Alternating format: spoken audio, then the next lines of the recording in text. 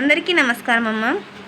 ఈరోజు మనం తెలుసుకున్న అంశం ఏంటంటే వ్యవసాయానికి ఉచిత కరెంట్, ఫ్రీ పవర్ సప్లై ఎందుకు, ఎలా, ఎప్పుడు, ఎవరికి ఇస్తారు అనేది మనం తెలుసుకునే ముందు ఇంకా మన ఛానల్ సబ్స్క్రైబ్ చేసుకొని వాళ్ళు ఎవరంటే దయచేసి సబ్స్క్రైబ్ చేసుకొని లైక్ చేసి షేర్ చేసి మీ ఫ్రెండ్స్కు రిలేటివ్స్ అందరికీ సబ్స్క్రైబ్ చేసుకోమని చెప్పండి. నా ఛానల్ని సబ్స్క్రైబ్ చేసుకొని ప్రత్యక్షంగా పరోక్షంగా సపోర్ట్ చేస్తున్న వాళ్ళందరికీ పేరు పేరున ప్రత్యేకమైన హృదయపూర్వక ధన్యవాదాలు.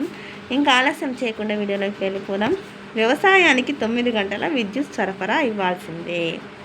అంటే రైతులకు రోజుకి 9 గంటల సేపు ఉచితంగా ఎటువంటి బిల్లులు లేకుండా వాళ్లకు విద్యుత్ను సరఫరా చేయాల్సిందే. LCDCL CMD ఉత్తర్వులు జారీ. అనంతపురం వ్యవసాయ సర్వీసులకు ఖచ్చితంగా 9 గంటల విద్యుత్ సరఫరా ఇవ్వాలని ఉమ్మడి అనంతపురం జిల్లా విద్యుత్ శాఖ SEలకు SPDCL CMD సంతోషరావు ఉత్తర్వులు జారీ చేశారు. కొన్ని ప్రాంతాలలో ఫీడర్లకు 9 గంటల సరఫరా ఇవ్వడం లేదని విద్యుత్ శాఖ మంత్రి గొట్టిపాటి రవికుమార్ దృష్టికి వెళ్లడంతో ఆయన వెంటనే స్పందించారు. రైతులకు ఇబ్బంది లేకుండా 9 గంటల సరఫరా ఇవ్వాలని CMD ఆదేశించారు. ఈ మేరకు SEలకు CMD ఉత్తర్వులు ఇచ్చారు.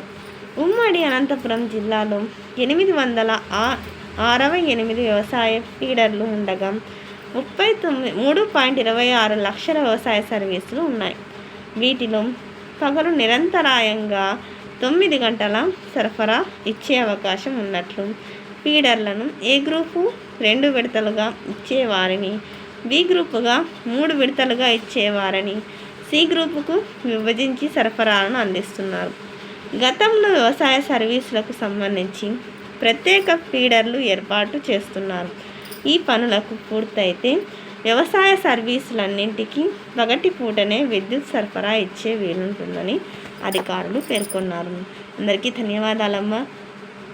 ఇంకా మన ఛానల్ని సబ్స్క్రైబ్ చేసుకొని వాళ్ళు ఎవరైనా దయచేసి సబ్స్క్రైబ్ చేసుకొని లైక్ చేసి షేర్ చేసి మీ ఫ్రెండ్స్కు రిలేటివ్స్ అందరికీ సబ్స్క్రైబ్ చేసుకోమని చెప్పండి.